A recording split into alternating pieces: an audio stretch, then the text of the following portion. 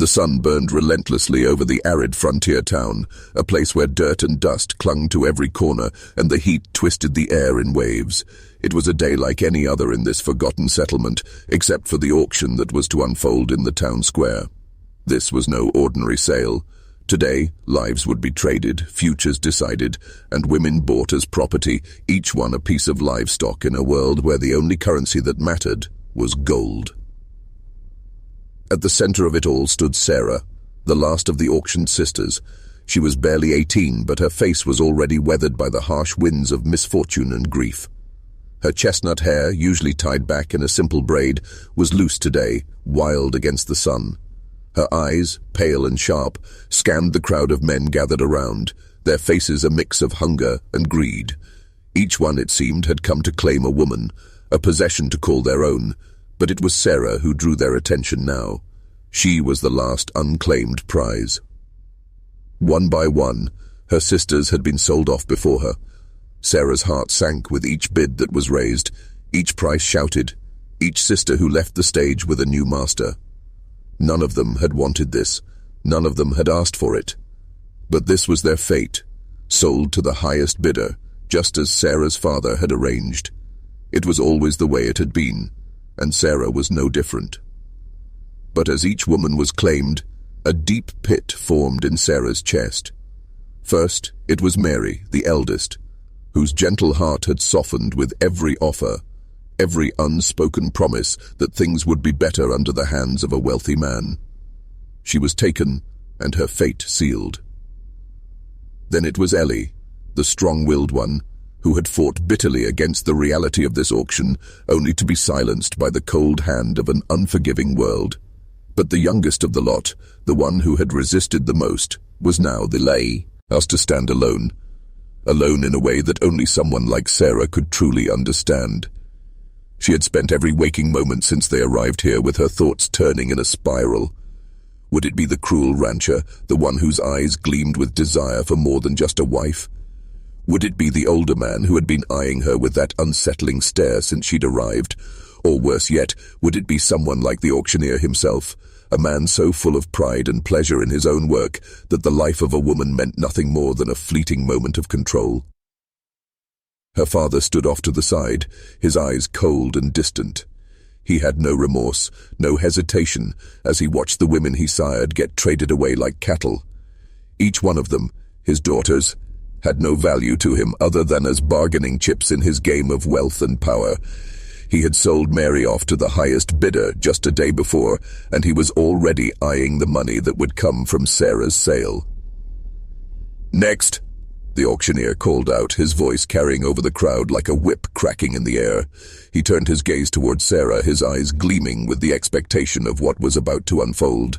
The bidding would begin, and Sarah's fate would be sealed just as surely as the others.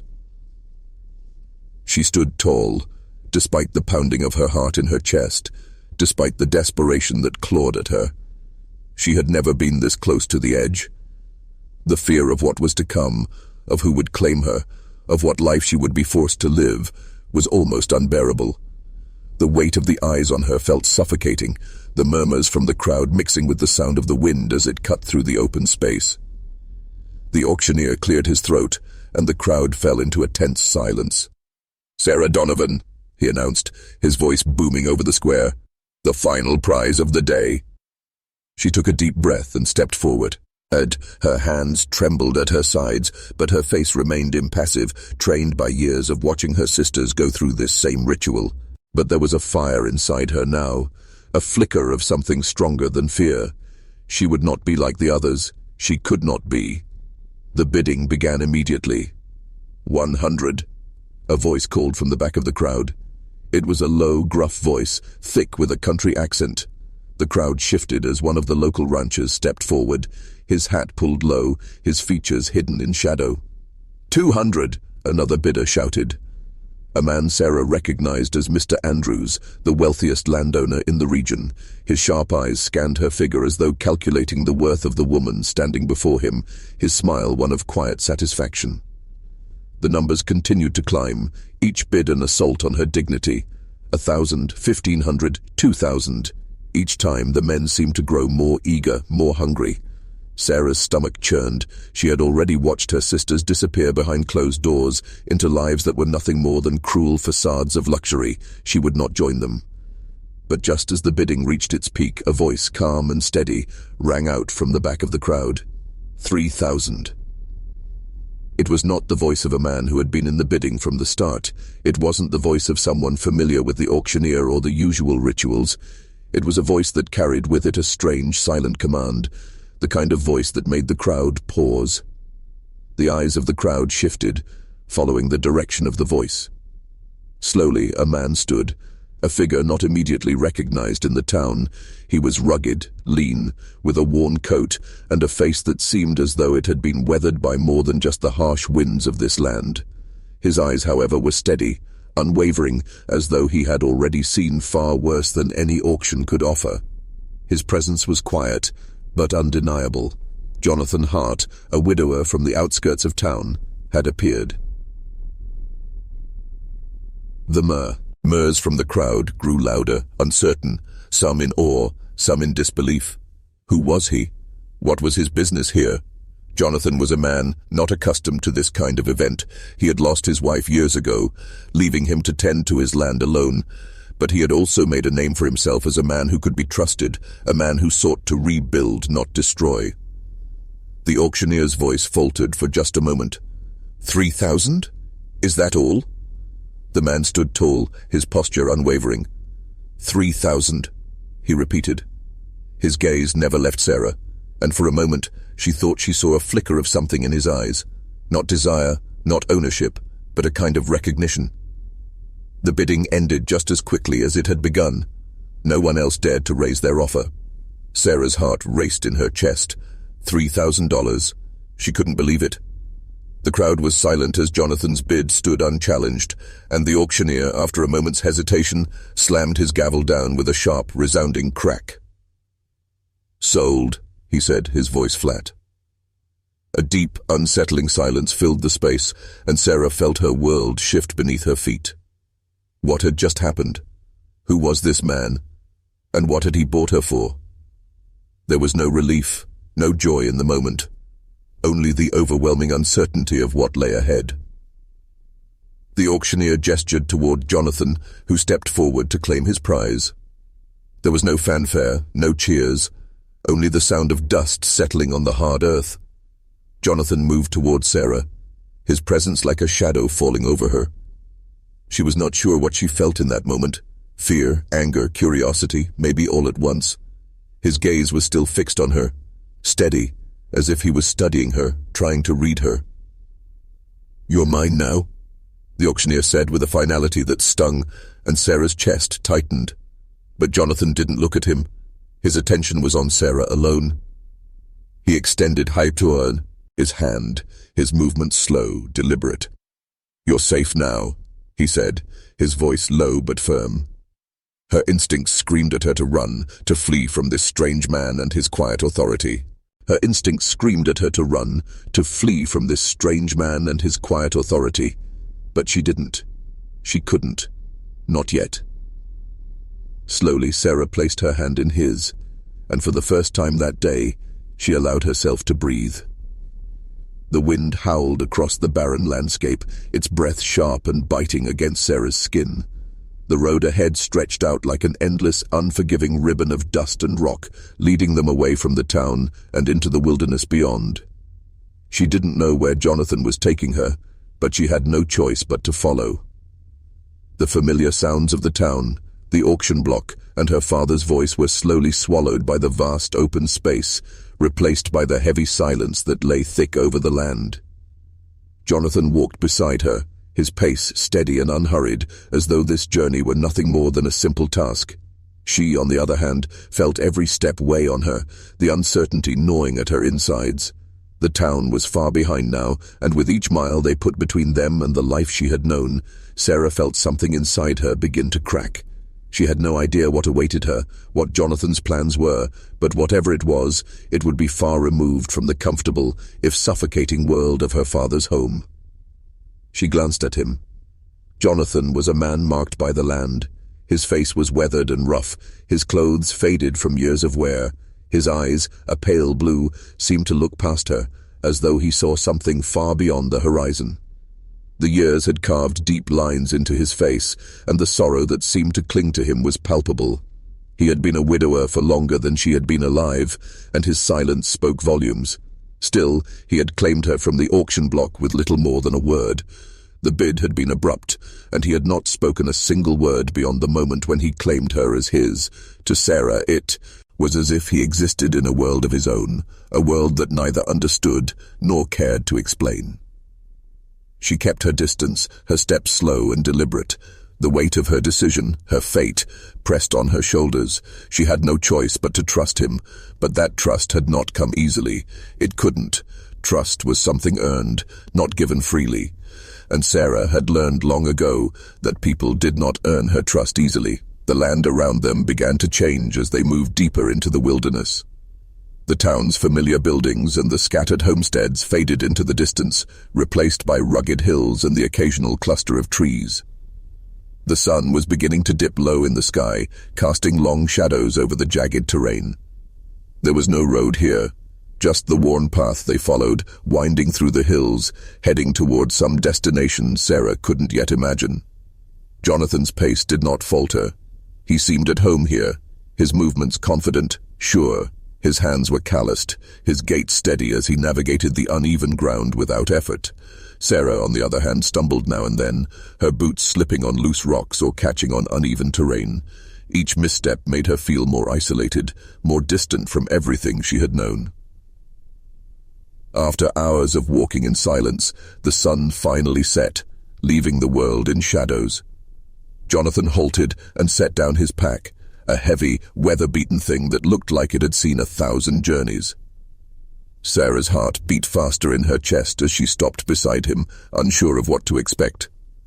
They had reached a small clearing near a cluster of pine trees, and there was no sign of any settlement, no sign of life beyond the untamed wilderness that surrounded them. Jonathan turned to her, his gaze lingering on her for a moment before he spoke. "We'll camp here for the night." Sarah nodded but said nothing, unsure what to make of his words. It wasn't the comfort of an inn or the warmth of a hearth. It was just the wilderness, and it was the first real taste of what her life might become.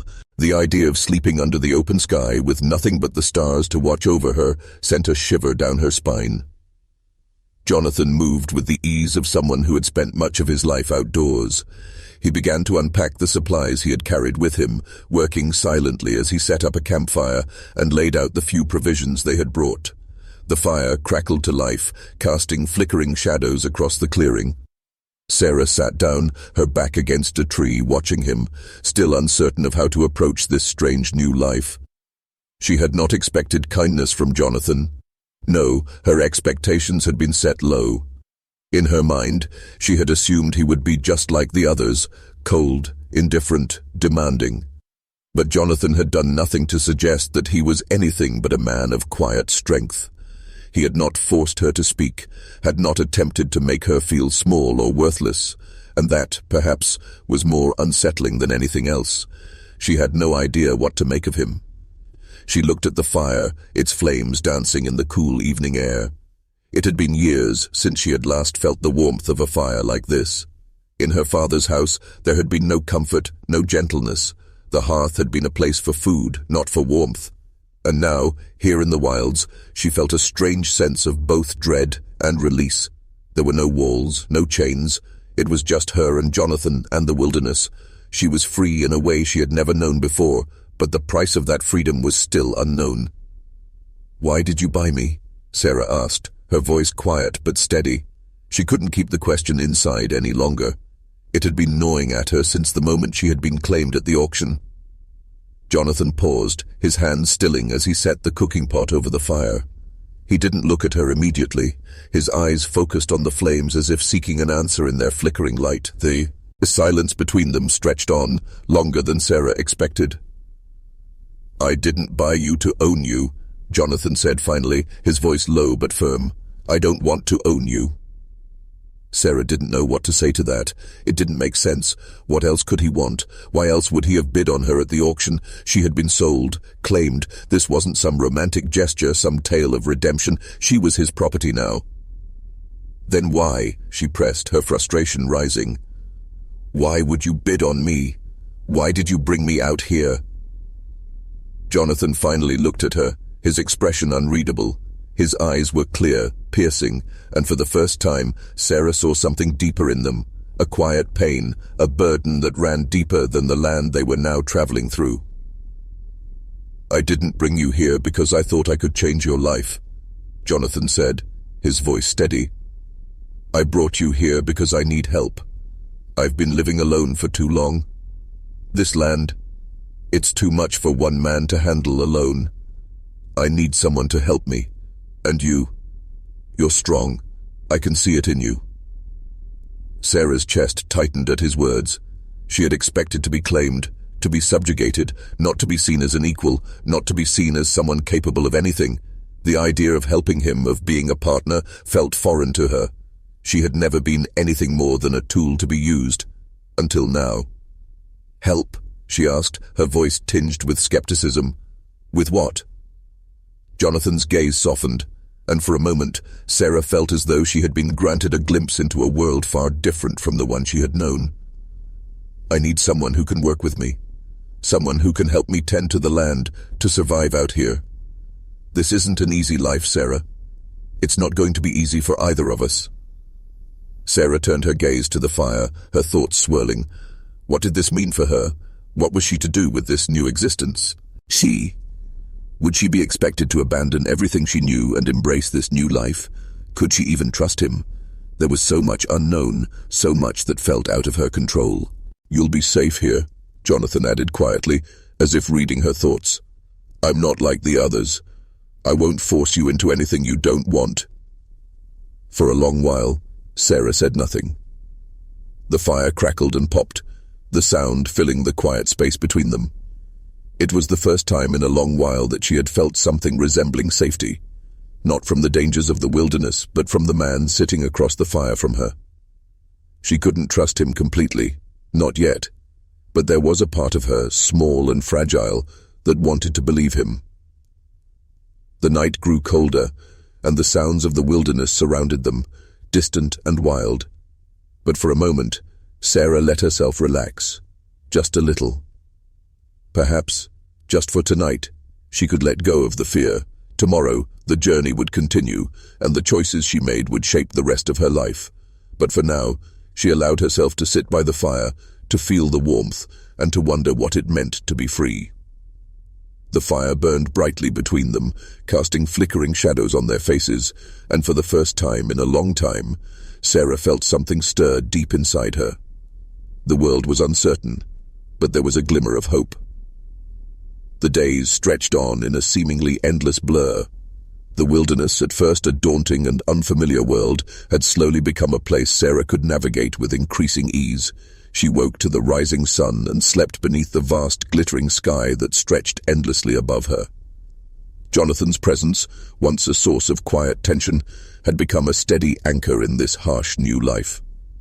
Though his words remained few, the work was shared between them, and in that work, an unspoken understanding had begun to grow.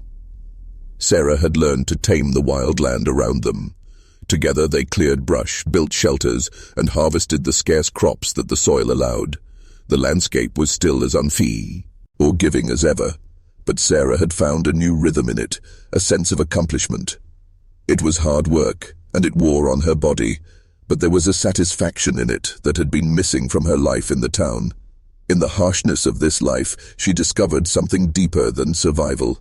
She found strength she hadn't known she possessed, and with every passing day, a quiet bond grew between her and Jonathan, a partnership forged not just in the sweat of their labor, but in the silent trust that had begun to build. It was one morning, as the sun barely touched the horizon, that everything changed. The calm that had settled over them like a blanket was shattered when a distant cry rang through the air, cutting through the stillness of the wilderness. Jonathan's face, typically unreadable, shifted, his eyes narrowing as he stood abruptly from the fire they had built. Sarah's heart skipped a beat at the sudden tension in his posture. "Stay here," Jonathan said, his voice low but urgent. It was the first time he had ever given an order that wasn't born from the necessity of their survival. He moved quickly, gathering a rifle from the cabin's interior before disappearing into the woods. Sarah froze for a moment, unsure what to do. But she could not just stay. She had learned to rely on herself now, had come too far to be relegated to the background again. Jonathan had gone off to face whatever danger threatened them, but that didn't mean she would stand by helplessly. Without thinking further, she grabbed her own rifle, throwing it over her shoulder before darting after him, her feet pounding the earth in a rhythm driven by an urgent need to understand, to be part of this life, not a bystander. The forest grew thicker as she pursued him, the trees closing in around her like silent sentinels. The sounds of her feet crunching on the dry leaves were drowned out by the distant rustling of branches and the low murmur of Jonathan's voice. She couldn't make out the words, but the tone was unmistakable, threatening. And that tone only spurred her onward. She pushed through the underbrush, barely pausing for breath as she followed the direction of the sounds. Soon she spotted Jonathan in a clearing ahead, standing face to face with a group of men, 3 or 4 of them, Sarah couldn't tell. They were strangers to her, but their presence was menacing, their rifles raised with a casual malice that made Sarah's blood run cold. Jonathan stood firm, his back straight as he faced the men, but his hand remained steady on the grip of his own rifle. His expression was calm, but there was a tension to his posture, a subtle warning that Sarah recognized. These men were not here for a friendly exchange. "Reynolds." Jonathan's voice was a harsh whisper, the name dripping with disdain. Sarah's gaze snapped to the tallest of the men, a man whose features were hard and cruel, like a predator who'd long ago learned to wear the skin of a man. "You've made a mistake coming here," Reynolds said, his tone smooth, almost too calm. "You know the land you've claimed doesn't belong to you, Hart. You're trespassing." Jonathan's eyes narrowed, and Sarah saw the muscles in his jaw tighten. He wasn't just protecting his land. He was protecting something deeper. Something that Sarah had never fully understood. His life here, the life he had fought for since his wife's death, had become something more than mere survival. It was about pride, about proving that the land he had chosen to call home could not be taken from him by men like Reynolds. Sarah didn't know what to do, but she knew she couldn't stay hidden. The men might not notice her presence for now, but that would change soon enough. She took a deep breath and stepped forward, her rifle tight in her hands. "I'm not afraid of you," she said, her voice shaking but loud enough for all to hear. The men turned, surprised by her sudden appearance, but Reynolds' eyes locked onto her immediately. "Is this your new companion, Hart?" Reynolds sneered, stepping toward her. "You've made quite the choice. Do you really think you can stand against me with a woman by your side?" Jonathan's hand moved subtly toward her, a gesture that said, "Stay back." But Sarah refused to heed it. This wasn't just his fight. It was theirs. She had come too far to be silenced now. "We've done nothing wrong." Jonathan's voice was steady, though Sarah could see the tension in the set of his shoulders. "I've claimed this land fair and square. You're not welcome here." Reynolds chuckled, low and dark. "Fair and square?" His laughter grew louder. "The land belongs to whoever controls it, and you, Hart, have never been more vulnerable. The world has a way of taking what doesn't belong to you." In that moment, the air seemed to snap with the promise of violence. The men shifted, their fingers twitching toward their rifles. Sarah's heart raced in her chest. The weight of the moment pressed down on her, and for the first time, she understood the danger she and Jonathan were truly in. This was no longer just about surviving in the wilderness. It was about keeping what they had, about fighting for a life that could so easily be taken away. Jonathan was still as a stone, but Sarah could see the flicker of calculation in his eyes. He was deciding, weighing his options. The tension between them all was thick, and Sarah knew that, if anything, it was her presence that had thrown off Jonathan's equilibrium. He had never intended for this to become her fight. But now, there was no turning back. Suddenly, without warning, one of the men made a move. The rifle fired in an explosive burst of noise. Sarah flinched, instinctively raising her own weapon, but it was Jonathan who moved first. His shot rang out with precision, his aim true. The man fell, but the others were already raising their rifle, firing into the air. "Run!" Jonathan shouted, his voice sharp. Without thinking, Sarah dropped to the ground, taking cover behind the thick trunks of trees. Her heart thudded in her chest as the gunfire continued to echo in the clearing. She didn't know where she was aiming, didn't even have time to consider that. It was chaos, pure and simple. In the midst of it all, she saw Jonathan, steady as ever, moving with practiced efficiency. He wasn't afraid, but Sarah could see the weight of the fight in his movements. His actions spoke of desperation, a man fighting for the life he had fought so hard to build. His movements were deliberate, and Sarah saw a side of him she hadn't seen before, raw, unyielding determination. The standoff dragged on, each moment stretching longer than the last. The men were retreating, but Sarah could see the flicker of uncertainty in their eyes. They had underestimated Jonathan, and they had underestimated her. The fight didn't last long before Reynolds, seething, gestured for his men to fall back. The sound of their retreat was like a sudden, brutal release of tension. For a long while, the only sound that remained was the wind. The battle had ended, but its aftermath hung in the air. Jonathan turned to Sarah, his face grim but with an unreadable expression. He approached her slowly, his steps cautious, as if not knowing how to speak. She too stood still, the adrenaline still coursing through her veins, the weight of what had just happened settling in her bones. "You're safe," Jonathan said, his voice rough. "But this fight, it's far from over." Sarah nodded, but she couldn't shake the feeling that something had changed within her. She had fought, not just for survival, but for the future she had begun to build with Jonathan. And in that moment, as they stood together in the aftermath of the fight, Sarah realized that she had become part of something larger than herself, no longer just a woman claimed at an auction, no longer just a victim of circumstance. She had become a partner, an equal in this life. She had faced the ultimate test, and she had not faltered. She had stood with Jonathan, fought with him, and together they had won. But it was not a victory without sacrifice. The cost of the fight was clear. There would be more battles, more struggles ahead. And as the sun dipped below the horizon, casting long shadows over the land they had fought for, Sarah knew that this was only the beginning of a journey, one that would demand everything from her, but offer everything in return. Her gaze turned toward Jonathan, and for the first time she saw him not as the man who had bought her, but as the man who had fought beside her. They were equals now, and whatever the future held, they would face it together.